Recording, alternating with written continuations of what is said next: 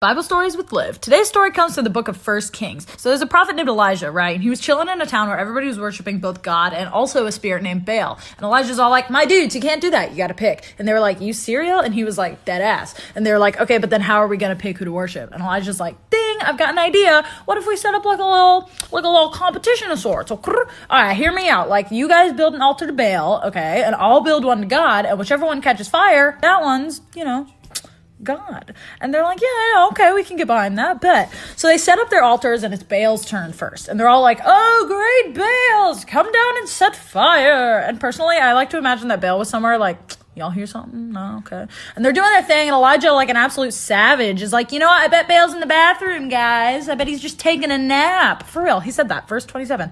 So no fire comes from Baal, and then Elijah's all like, okay, my turn. He even douses the thing in water just to prove his point. And he's like, all right, God, do your thing. And God's like, skadoosh.